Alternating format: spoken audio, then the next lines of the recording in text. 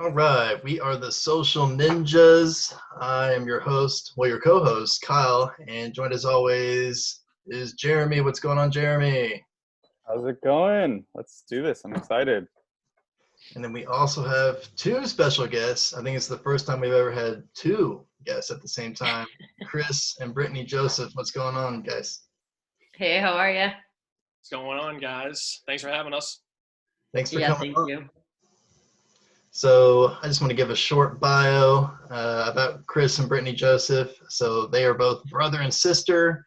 They're a duo hailing from Massachusetts. Brittany attended college for writing, while Chris has always had a true passion for art. Anxious Little Pishy, which is the book that they both wrote together, reflects Brittany's own experience with anxiety as a young girl. While Brittany originally wrote the story for fun, when she asked her brother to illustrate it, they both realized the book was more than just a hobby. Together, they created a story they hope will touch the lives of young children with anxiety in a light and helpful way. Anxious Little Pishy combines their senses of humor with a personal understanding of how difficult anxiety can be to overcome, creating a tool to help young children everywhere manage their own anxiety and fears.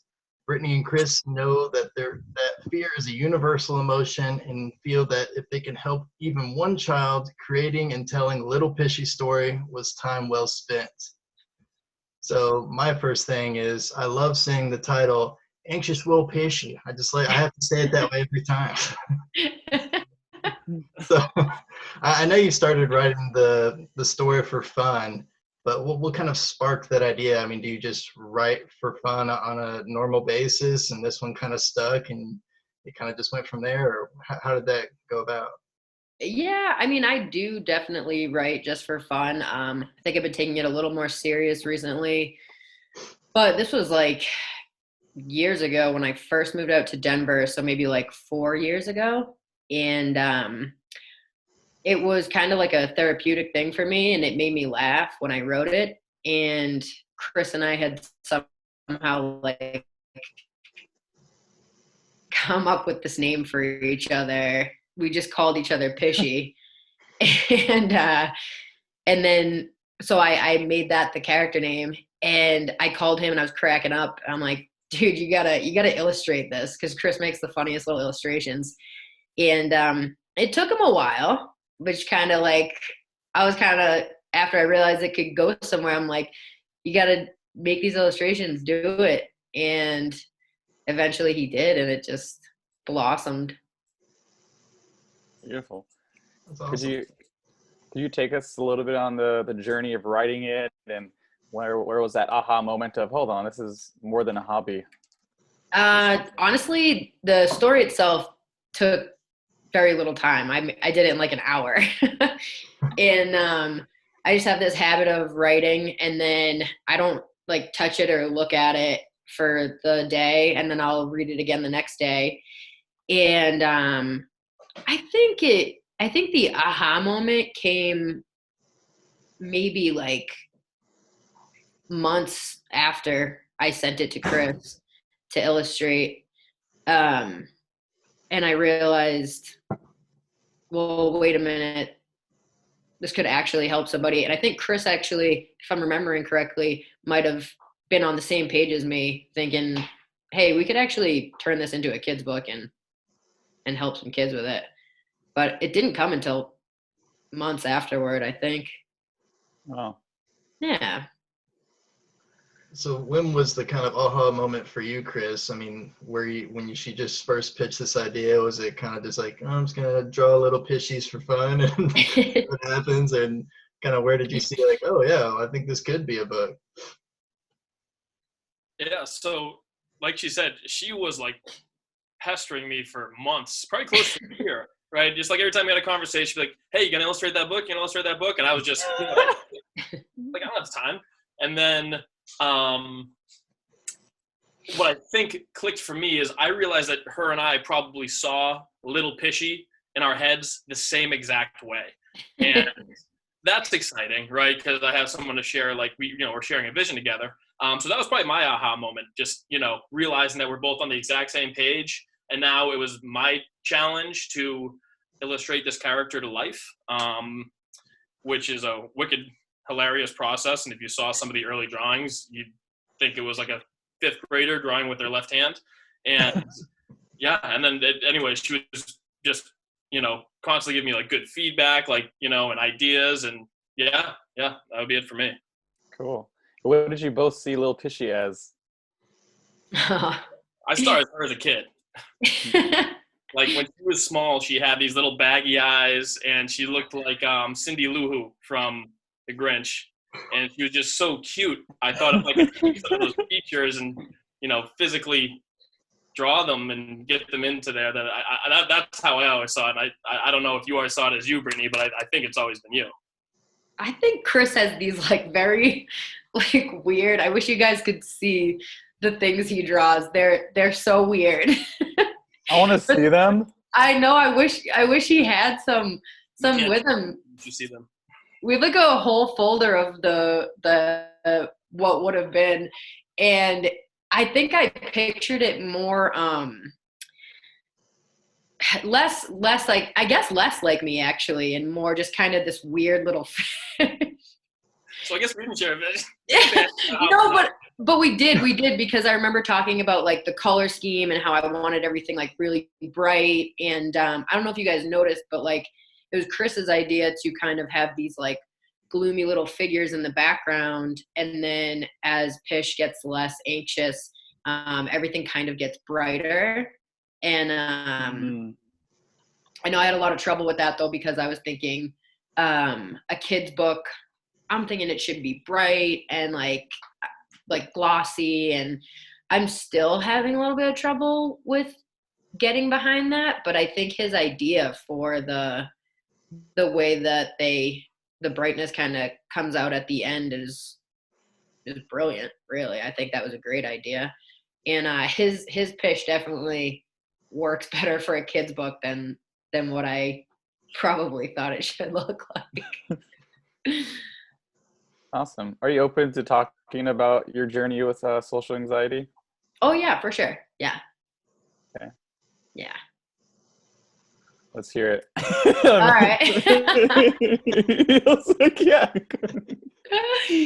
All right. Well, I think it happened like as early as I can remember. A lot of people say, well, when's your first memory of having anxiety? It's just like, I don't know, when was my first stomach ache? When was my first headache? When was the first time I, didn't want to walk in somewhere alone without my mom or dad? Or I think I was really fortunate in having an older brother who honestly most of the time thought I was faking these symptoms, and he could just walk in anywhere like happy as a clam and no problems.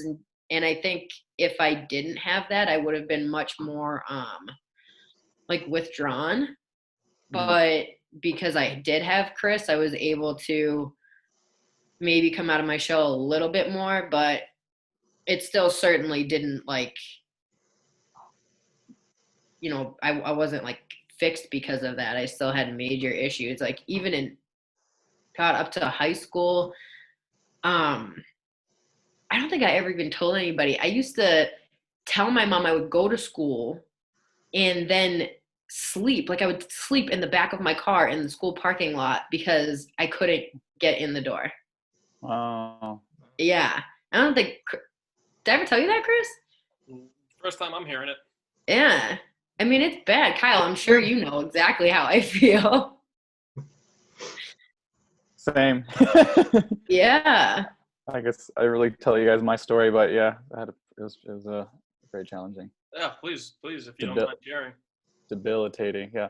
Well, it was more real quick because people have heard of it, but it's mine. I was very outgoing when I was growing up. It wasn't until like my oldest brother kind of would beat me up pretty badly, and then it turned into like middle school where I had a bully kind of bully me, and then the whole school was against me in like 7th grade. So like I got it like in middle school, and then I just like created this unrealistic nonsense story of no one likes me, and I bring no value to the world, and it was debilitating. But yeah. So I know how you feel. That's what I'm trying to say. Yeah. I know how you feel, but I hear you, Marcia say. Yeah. It is debilitating for sure.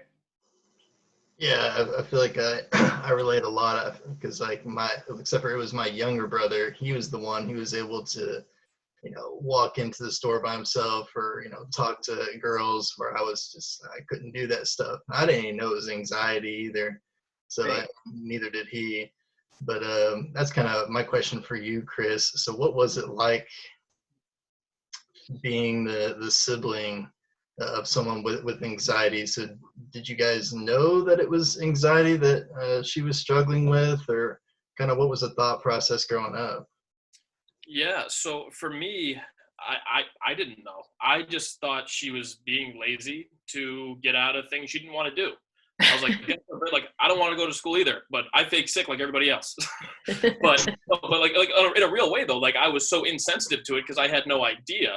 My mother, thank God, has all the compassion in the family, and it's a good thing that she was there because from my father and I, we simply couldn't wrap our heads around it. There wasn't a lot of talk about it. This is 30, almost 30 years ago, right? Like when we were young and growing up. So really not a lot around it. And I was, I had no idea. And so I acted like I normally would. Yeah, so I guess that's it. I guess that's how it quote unquote affected me. It didn't affect me. It was, it was affecting her. So. Yeah, I'm curious. Was there a point where you're like, hold on, maybe this is something serious, and she's not kind of making excuses? Was there that moment?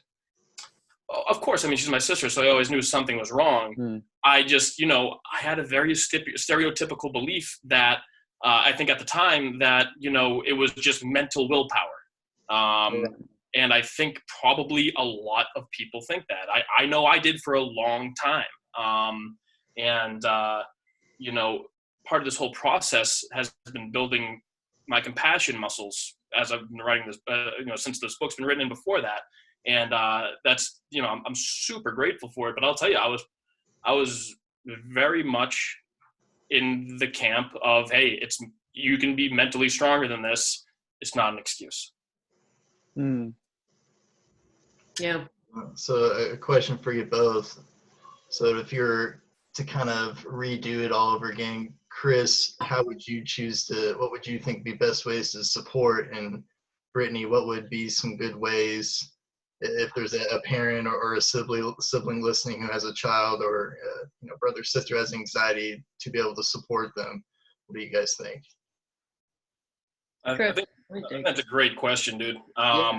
That's a super good question because it's super actionable, and people that have my state of mind can probably learn from it.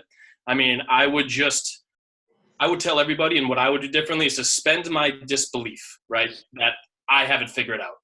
Think for a second that I don't understand what's going on in her head, right? Just because I'm hearing her talk about these things, I internalize that and I think, oh, I could overcome that. I do overcome that, right? That's what I think. But I would suspend my disbelief and just open my ears a little bit more to what she was saying. Wow. Yeah, that's a good answer. Sure is on. Well, what could I have done for you, Britt? Like, what would you have wanted me to do? I think honestly, I mean, so as an older brother, like you could still to this day, the kid can do no wrong. It's like, so anything he says to me or asks me or, and shows attention, it's like, it's a good feeling because that's your older sibling. So I do think that if you had kind of come to me and said, what's going on with you? Like, just talk to me, tell me about it. We don't have to tell anybody else. Just tell me and we'll try and figure it out.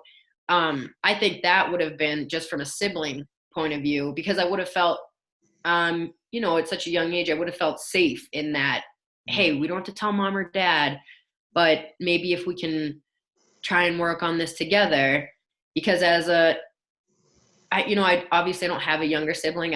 I'm sure it's probably the same exact feeling. You just like your best. I mean, for Chris and I, it took a while for us to be good best friends, but like now, but back then I think it would have meant even more because we were in high school. So we didn't get along that great. So for him to, reach out to me would have probably been very beneficial for me. But I think that was the whole point behind Pish too, writing it, is because it opens up that conversation that the kid themselves can't start.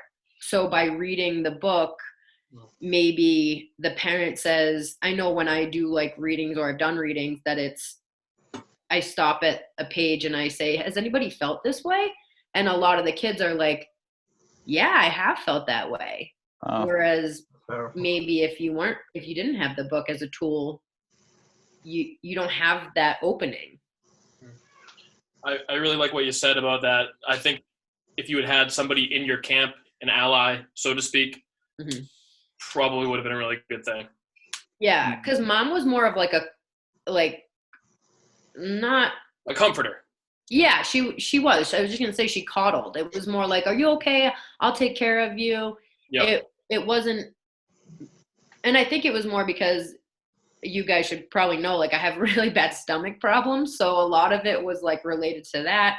We were in doctor's appointments all the time, at like children's hospital all the time, trying to figure those things out. So I think she really thought a lot of that was coming from my stomach issues too. Instead of saying, hey, could it be something else? Is there something else? It was just, she was assuming, I think. Mm-hmm. So I don't know if I'm getting this right, but it's kind of a combination of, it's hard to kind of see things from other people's viewpoint, because if you see from your own viewpoint, it doesn't make sense. Mm-hmm. And then on top of that, there wasn't what's important is creating a safe space. Is that dynamic of like, hey, this is between us, confidentiality, anything you say, I won't say anything, this is between us, and as opposed to this like us versus them mentality perspective. Yeah, I think that's a huge thing. Yeah, I think you nailed it. Yeah, I'm really glad we touched on this. I've never thought of it this way before. I haven't either. I think this would be really great to expand on the book with, and maybe get some exercises up for us. Yeah. A little pishy cool. too. And we're also, go ahead, Kyle. Sorry. I was just saying, anxious little pishy too. Yeah, for real. So let's go on the opposite side of the spectrum. So what are some things, I'm just doing this for people that are listening that are maybe, parents or siblings. What are some things that you absolutely should not do to support people with anxiety, or things you shouldn't say, or that type of thing? What do you think? Because I don't. One thing that comes to my mind. What? So yeah, the first thing that comes to my mind is kind of the just man up mentality. Yeah. Especially for guys, kind of, at least up to this point, mental health's been kind of like, you just need to man up type of thing.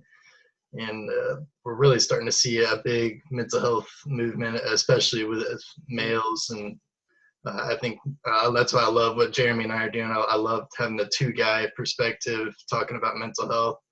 And so, that's just something that comes to mind. Yeah, I think like the fact that men have to always emotionally hold back and be the strong ones. Boys can't cry. I'm so glad that things are coming out of that. Like, people are talking about it and saying they're human beings. You guys, men are human beings. You get sad, you get anxious, you cry. You're supposed to. I think it's terrible that has been what you guys have had to deal with. And then, it's probably the same notion of like a strong-willed woman gets called, a bad word, and it's like pretty similar things. But I think that for me, I agree with you, like, to just do it. Why can't you just do it? And I think that's what Chris might have been saying before, like, mentally you can get past that. And from our family, my dad is very strong-willed, and I think I get a lot of that from him. So it was like embarrassing for me to not be able to overcome it mentally, because I do feel like I am a very strong person. And so when I have these little tiny things I can't do by myself, like when I don't want to go into a grocery store and I don't know why, but like for some reason there's this brick wall that I just can't seem to get over that day. It's hard for me to admit that. But yeah, I can remember. I have a question on. So you're glitching out. So go ahead, Kyle. Oh, no, go ahead. Okay, I was just curious the journey of how you did get over it, or how you not get over it, but how you did heal yourself to not have your anxiety run the show. So it's like a weird kind of thing I went through. I was on Celexa, a small dose of Celexa for a while when I was in high school, I think middle of high school, and then beginning of college. When I first went, it took me like 100 years to graduate. So I took that, and then I weaned myself off of it, which I know you're not supposed to do. But I think because I did have, like I was saying, like my dad and Chris, who are, hey, like, why can't you do this? I wanted to do it so badly that I slowly just started weaning myself off. And then I got a little weird about the fact that, like, I don't want drugs in my body. I want to be able to do this on my own and that kind of thing. I still 100% support medication. Like, if I didn't have it, it probably wouldn't have eased it so much for me to be able to get off it. Does that make sense? Yeah, perfect sense. Yeah. So then I just started doing these small things. Like if I didn't want to go into the grocery store, I'd sit there for however long it took me to get into the grocery store. And then I'd go in and do my thing and leave. Mm-hmm. And so it was just, small things, but I mean, I still deal with them today, but. Yes. And exactly what you mean. For me, it's more like understanding it, that it's just my brain's over exaggerating it. Right. You got to like talk yourself through it. Yeah. It's like, and then understand, like Kyle, let's talk about this in a lot of his beautiful tips where he says it's like your brain has a positive intention with, putting you down and keeping you with this anxiety attack. And a lot of people try to fight it, like, go away, leave me alone, which is interesting. But for me, when I've had kind of anxiety attacks and such, I just 1% better every day. That's what I talk about. Not like I need to get from here to here. No, let me just take a step to get to here. Right. Yep, exactly. Yeah, I like that much more than this is just something I overcome instantly. It's little steps every time. And some days if you can't do it, like you can't do it. You just don't do it. Like that's how I look at it. I think that tactic of taking a little bit of time is, man, anybody that was successful at anything, they all have the same gift of being able to look at the top of the mountain, but not getting super intimidated by it. And then just refocusing and breaking the top of the mountain into multiple tangible tasks. And just like you guys said, it's a universal skill, is all I'm saying. It's great, I guess, probably applied to anxiety. Yeah. I mean, we still get it. Like, there's so much that Kyle and I want to do, or I'm sometimes like, oh, so much. Yeah. But I feel I'm so called to help people that are going through it or are going to go through it, and I just know the impact it'll make. It just keeps me going, like understanding my why. Yeah. Let me ask you. That's perfect. Can I ask what your whys are? Chris? I love asking that. My why for the book specifically, or book and life, whatever you feel called to. Yeah. I mean, I'll keep it pretty simple. I guess I'll just say I always want to be better, so that the why is so I can be better for other people. And that's something that, it's a balance, right? Because you're looking at yourself and you're working on yourself. And if you're focused on yourself, it's going to seem a little selfish. But what I've realized more so lately is that I want to be better for myself so I can be better for others. And just to circle it back to the point you were making, Jeremy, thinking about the things you want to do, right? I actually wrote this down on a sticky note. Stop trying to be good at 50. No, the only thing more useless than trying to do 50 things at once is worrying about doing 50 things at once. And then circle that back to be better for yourself so you can be better for others. And I guess that's just my why, just trying to live unselfishly as I get a little older. Yeah. That's a good why.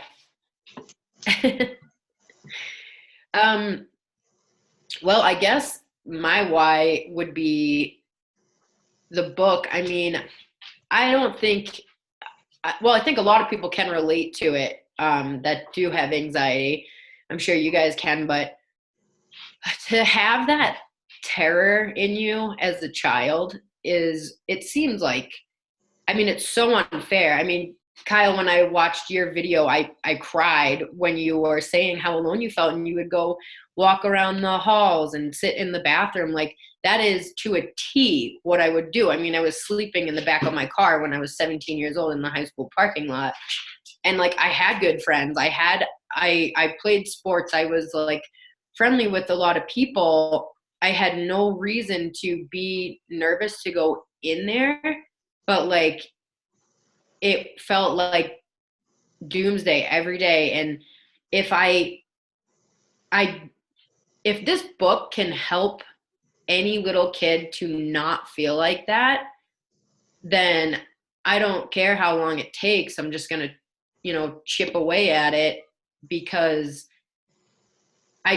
no kid should feel like that. It's absolutely heartbreaking thinking back to little Brittany and how sad I was and how scared I was and how easily it could have stopped or it could have been helped. And that's why I really feel like I'm super behind this book, and I think I would be even if I didn't write it. Like, even if my worst enemy wrote this book, I'd have to give it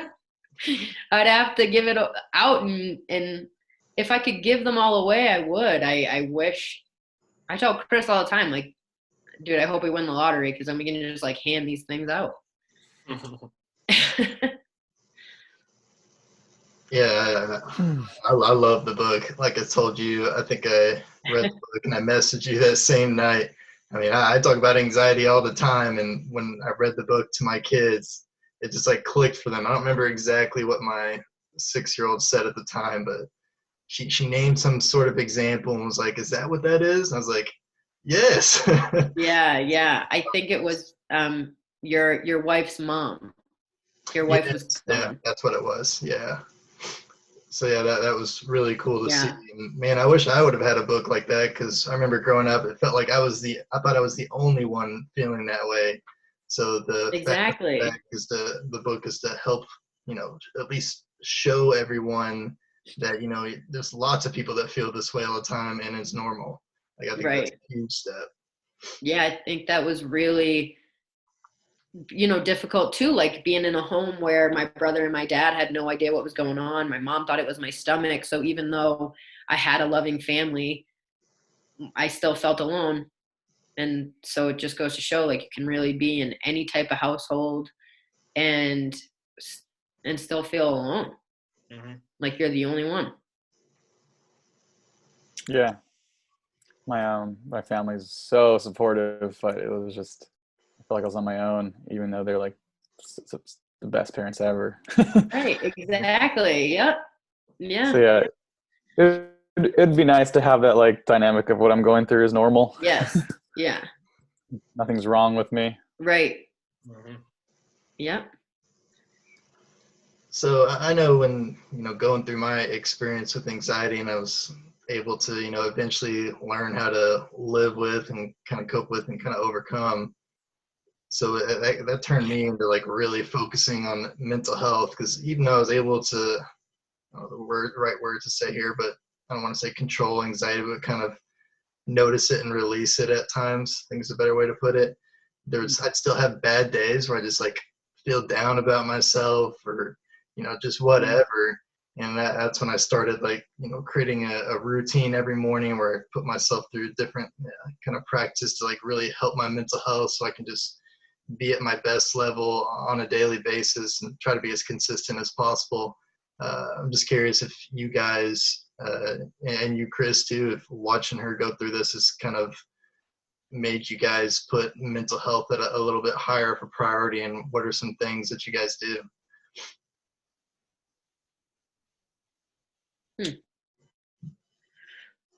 Chris, what do you do? Recently, over the last maybe like 5 or 6 months or so, I've been doing a lot of meditation. And by a lot, I just mean once a day for 10 minutes.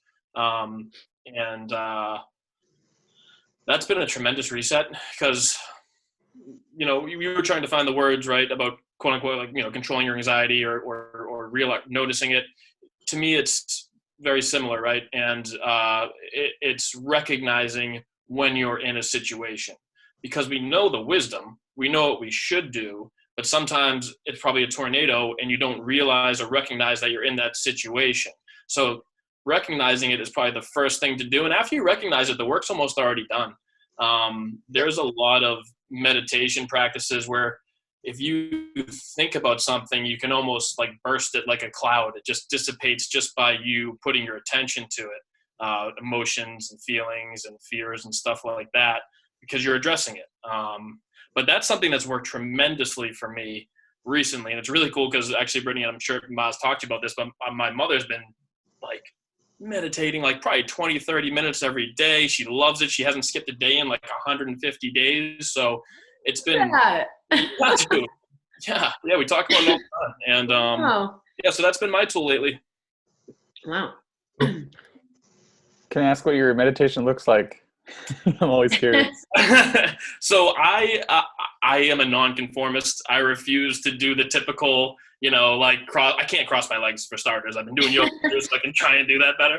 But I'll just sit in a chair usually or at the end of my bed. And sometimes I put my headphones in.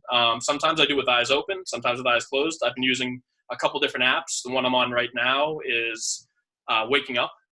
Before that, I tried Headspace. Both great. And yeah, I usually just go for about 10 minutes. And hopefully my nose is clear that day because I have bad allergies. So it's really a lot more peaceful to breathe through my nose than out my mouth like is typical for me. But that's always a bonus. It's nothing pretty. Nothing fancy. How about you guys? I do transcendental meditation, TM. I went to like a few day workshop situation and I met a meditation teacher, and she like just gives you a word you say over and over again, and you don't concentrate on the word. It's just kind of in the background, and it's the idea of just allowing the thoughts to come out without resistance, but without like giving them too much attention. Just allow it to be, just allow consciousness without reacting and just saying the word, and whatever happens. And it's pretty powerful. I've gone some pretty out there experiences. Nice. That's cool. Yeah, a couple things I like to do. At least the top two things I said, meditation for sure. I try not to skip that one ever. Usually the first thing I do when I wake up. And then another great one that I like that's I think very underrated is just having a gratitude journal where I just write 5 things I'm grateful for. And I've also taken to Jeremy's tip on that to keep it relevant to the past 24 hours that I'm grateful for. Yeah. That way I'm not just like repeating the same thing over and over again, like grateful for my house, grateful for food, because it starts kind of just like blah. But yeah, it loses its yeah, absolutely. Yeah, that's a great tip, man. Be specific about it. Yeah. Another one, like as far as it got my attention when he talks about like you have all these tools and you know what you should do and what do you do in that moment. And I might have said in a past podcast, but it's helped me. I had a situation recently where I just kind of just looked at my breath without trying to control it. and just look at it over and over again without trying to control it, and then that usually helps me reset. Nice. Yeah. These are all things I should try. Definitely. Do the breath one. It's magical. Do what? The breath one. Just look at your breath without trying to control it, but just look at it. Okay, I'll try cool. that one for sure. I had Kyle. I remember Kyle. I gave him all these challenges. I had him look in the mirror and say everything he loves about himself for 10 minutes straight. Wow. Hell yeah. How did that go? Yeah, it's pretty uncomfortable, that's for sure. 10 minutes is a long time too. I feel like 9 of those minutes would have been silent for me. That 1 minute would have been so powerful. That's too funny. How about you, Britt? What are some of your tools in your toolbox? Well, Chris is always encouraging me to write things down, which I have got to get better at. But I guess instead of writing things down that I'm grateful for, I think about them, but I think about them obsessively. So I probably need to work on that. But I will say that running has always been just a major, I mean, like, keep my sanity kind of thing for me. And honestly, my dog, like, he's super therapeutic. If I am ever really stressed or feeling anxious, I usually take him for runs with me, but I mean, I'll just go do something with the dog. I think animals are an incredible tool for anxiety. Just, that's why when everybody's talking about like, oh, we had this, you know, what are they called? The mental support dogs or whatever. Therapy dogs. Therapy dogs. Yeah. I don't think there's anything wrong with that, because I think so many people, there are a bunch of people saying there's too many of them that can't really be real. Not that many people need that many therapy dogs. And yes, they do. There are that many people with anxiety that don't want to talk about it, that do need their dog with them. I mean, he's just like 90 pounds, so I can't bring him on an airplane. But if I could, I would. Yeah, Oh, like that. Something recently, it was actually last night. I actually posted it on Instagram today. But my wife's just been feeling really anxious, just being in that house, you know, all the time, just being kind of quarantined. Yeah. Me, I don't care. I don't mind being a homebody. Yeah. It doesn't bother me. Because she's like, I just can't. I want to get out and do something. And then she's been picking up cross stitching. And she told me last night, she was like, cross stitching is my meditation.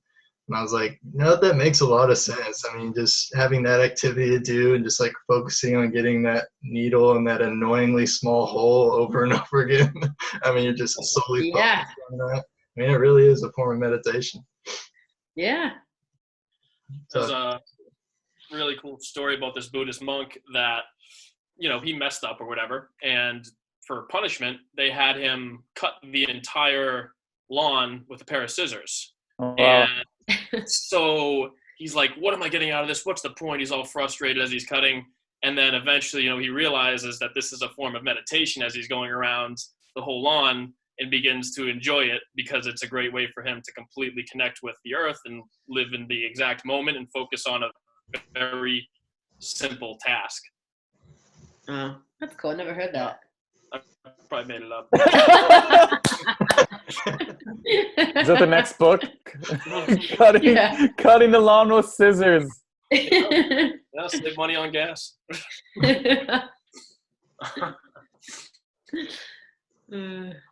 So where do you see this going as far as the book, or what future projects are you excited about? So that's one of those things that, you know, I think it's really, you know, it's been a while now since we published the book, and there's so many directions we could go with it. You know, everybody in there, you know, everybody wants to tell you what to do. Everybody wants to tell you to get a stuffed animal. Everybody wants to tell you to write a second book. You know, that's one thing that we probably have to focus on. We're still just trying to get this book circulated and steady sales, because, you know, sure, we could probably write a second book right now,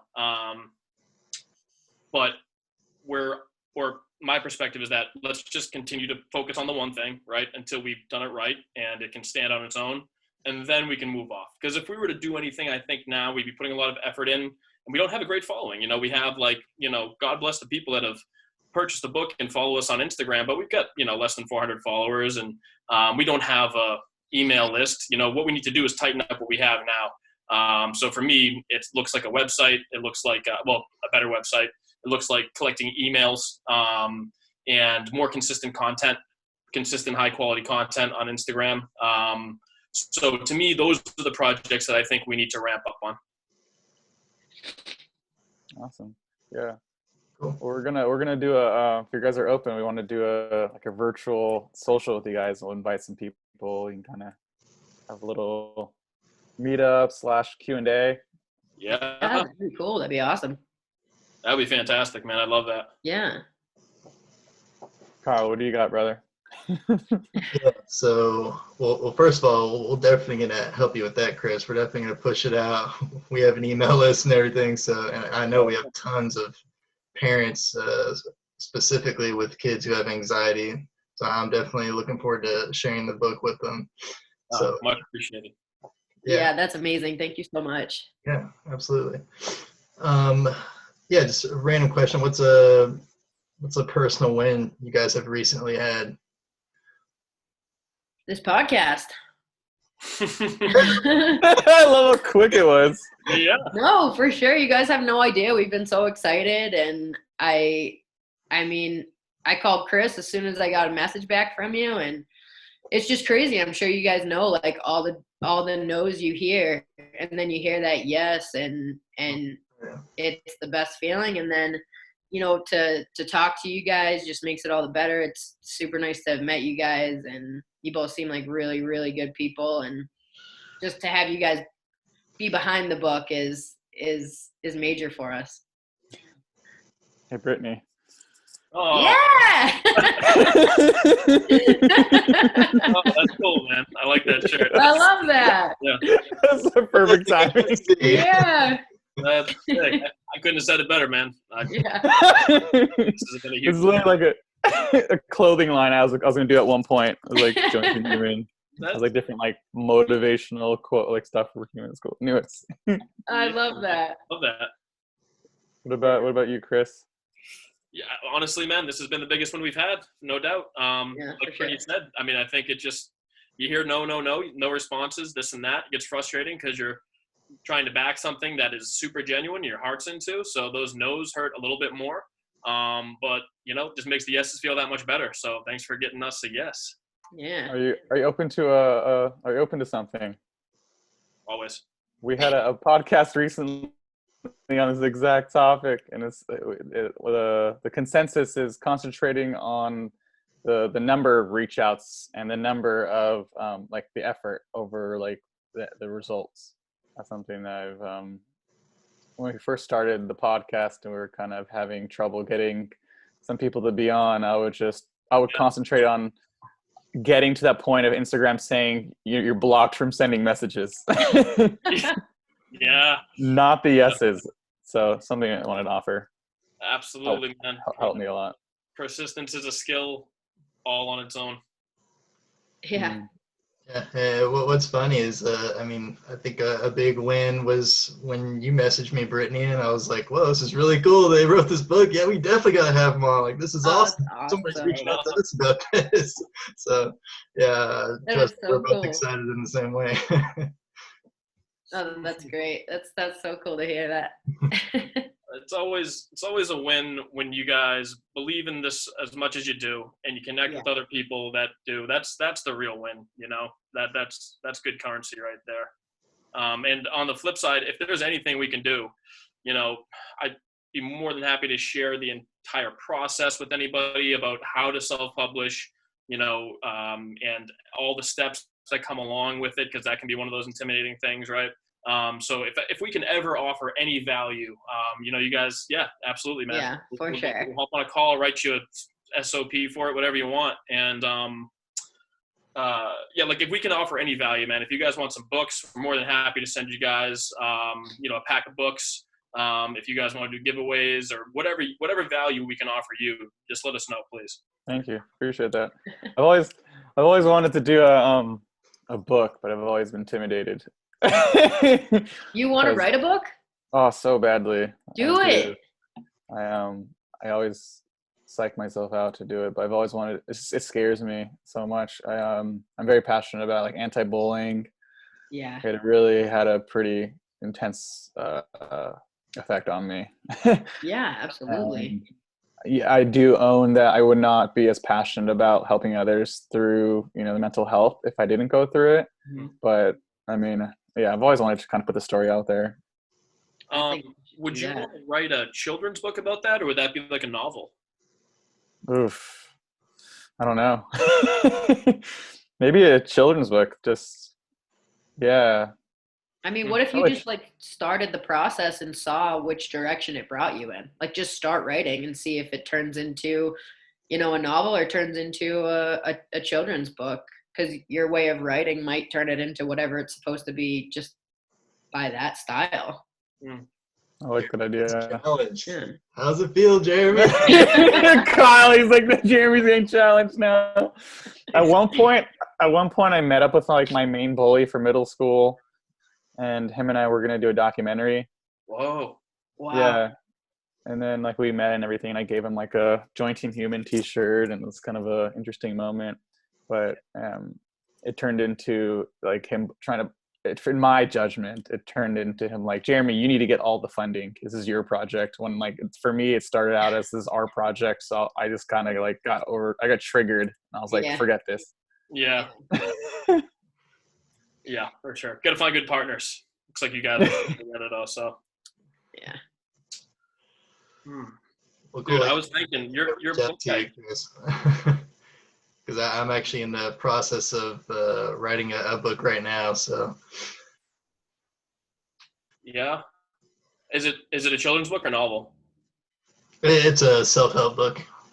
Cool. No, I asked that because without illustrations, I think that the publishing process, the independent publishing process, is a lot easier. Well, that's good to hear. Yeah, so many less. You don't have to format everything, and you can get it up on Kindle like immediately. The only work you really, you just have to put together a cover, and that's pretty easy. But that's what I kind of was asking you. And Jeremy, I was just thinking a book about bullying, like from the child's perspective, from your perspective. If it was like a dramatic novel, I don't think there's anything out like that.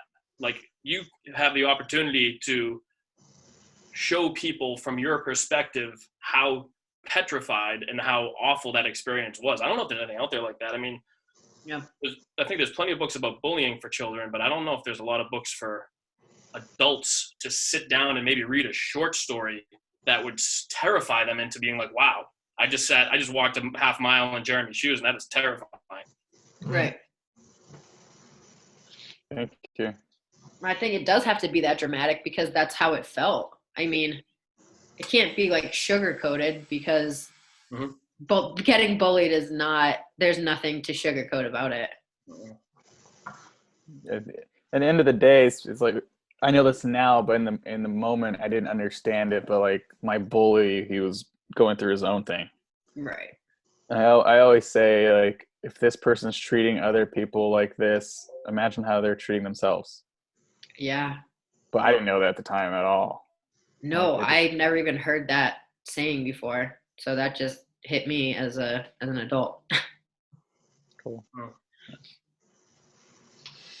All right. Well, one question we always like to ask to every guest we have on is, what's one message you'd like to get out to the world? So if you kind of billboard it, what's one thing you'd like everybody to know or share that message with? Ooh, Christopher. You go first. Like from the book standpoint, or just like? No, just you as a person, just like whatever, like you find yourself standing for, you just want everybody to know about? I mean, it could be go buy Anxious Little Pishy on Amazon.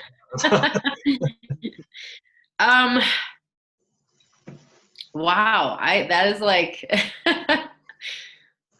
I think probably just being more understanding of everybody's situation, you know, respect yourself enough to know when you may be being taken advantage of. But I think trying to see everyone's point of view and why they're acting the way they are, and continuing to try and be kind and not judge others, is something I am working on a lot, because there's a Eckhart Tolle book, and it's about the ego, and it's, if you talk about somebody, not saying I don't gossip, but when you talk about somebody, you're frustrated with them, you're like, what are you bringing to light? You're just bringing this negativity, this negative thought. It doesn't even need to be spoken, and it says more about you than it says about the person.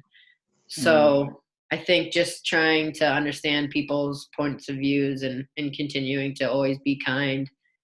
And yeah, go buy Anxious Little Pishy. Spread the bug. I love it. It's definitely a practice. I like what you said, though. I love it. It's definitely a practice. I always, like the other day, I was thinking about happiness, and people are like, "Oh, once I get this, I'm gonna be happy." But I always say, happiness is a practice, not a destination. Yeah, absolutely. Yep. That word is so good. That word practice is so good, because it's just a little reminder that we're always practicing, right? Like every once in a while you might nail something, but man, it's such a good word, like for meditation, for everything, for practicing with anxiety and all that. But I would have to say the message I want to get out to the world is probably a little kooky. But the way I look at the universe is that, I guess I'll start here. You break it down to the fact that, as far as we know, and it's probably the most definitive thing we know, is that you cannot create or destroy matter, right? You can't do it. It can change forms. It can be gas, solid, liquid, things we probably can't even comprehend. And there's no time, right? If you really think about it, you can't grab time. Time's not tangible. You can't point to a beginning and an end. It sounds a little biblical, but there's no time. And we can't be destroyed. And so if time goes infinity in both directions, at least physically, you have already been everything, and you will be everything again. So you get like a million tries. So don't take it so seriously. Trust your instincts, because you've probably done this before at some point. And we're all going to die. So don't worry about it. Take it a little less seriously. Hold on with a little bit of a looser grip. That's kind of how I circle everything back. I'm going to change my answer to that. It's deep. Hey, Brittany, I liked your answer. Yeah, your answer was very good. You're both good. Something I had to realize is, like, we all have a different flavor. We're all a different puzzle piece. I remember, like, the whole thing with my idea for this clothing line as this dynamic of, like, we're all. I think the problem is when I'm a left bottom puzzle piece, and I like want to be a right bottom puzzle piece. Be a beautiful, most perfect left bottom puzzle piece. Yeah. I like that. Yeah, that is cool. I like that. All right, so where can people find you? Where can people buy the book? This is your time to get the shout outs. They can buy the book on Amazon or at Barnes and Noble, or they could contact Chris and I directly. And in Colorado, you can get it in the Barnes and Noble on Colorado Boulevard, and you can get it at the Barnes and Noble on Bowles Crossing. All right, and what's your guys' Instagram? Ooh. Anxious_little_pishy. Gotcha. So it's just Anxious Little Pishy broken up with underscores. We do have a website too. It's pretty amateur, but it gets all the basic info, littlepishy.com. But probably the platform we're the most active on, if anybody wants to interact, is just find us on our Instagram account. Cool. I'll reach out to you. I definitely want to get this book out. I definitely want a copy, and I want to start promoting it as well. Oh, This kind of stuff. Awesome. Thank you so much. Of course. Yeah, we'll definitely throw you guys links in the show notes for all that stuff. What? So for everybody listening, we'll put links to the website and Instagram and where to Oh, find awesome. Thank you. I'm sure people are like, how do you spell Pishy? I know. We got you. It's fishy with a P. That confuses everyone. Uh-huh. Yeah, we're constantly explaining that, but whatever. Yeah. Cool. Well, Thanks for sharing this. Yeah. Thank you so much for having us. Thank you. Thank you from the bottom of our hearts. Really appreciate it.